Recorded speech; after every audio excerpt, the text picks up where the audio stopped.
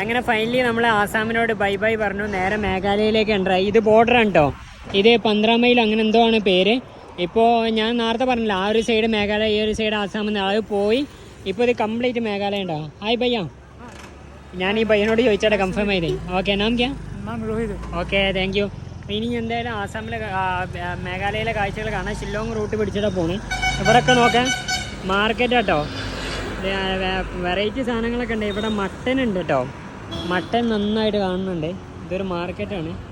ഞാൻ ചിലപ്പോൾ ഇവിടെ നിന്ന് പഴം എന്തെങ്കിലും വാങ്ങിയാലോ എന്നുള്ള പ്ലാൻ ഉണ്ട് കേട്ടോ. കാരണം പഴം നമുക്ക് നല്ല എനർജി കിട്ടും. അതുകൊണ്ടില്ല, മട്ടനാണ് അവിടെ വെക്കുന്നത്. അങ്ങനെ മേഘാലയയിലെ കാഴ്ചകൾ കണ്ട് നേരെ നമുക്ക് മുന്നോട്ടേക്ക് പോകാം. തൽക്കാലം ഇപ്പം ഞാൻ ഇവിടുന്ന് കുറച്ച് മൂവ് ചെയ്തിട്ടാ. ഇന്ന് കുറച്ച് കിലോമീറ്റർ കുറവാണ്. ഞാൻ എന്തായാലും ഇങ്ങനെ പോയി നോട്ടെ. ഇതാണ് ഞാൻ പറഞ്ഞ മട്ടൻ കംപ്ലീറ്റ് ഉണ്ട്. ഇവിടെ ചെറിയൊരു മാർക്കറ്റാണ്. ഇത് വലിയൊരു അങ്ങാടിയാണ്. ഷെയർ ടാക്സികൾ ഒരുപാടുണ്ട് കേട്ടോ. ശരിക്കും ഷില്ലോങ്ങിലേക്ക് പോകുന്ന ഷെയർ ടാക്സികളുണ്ട്.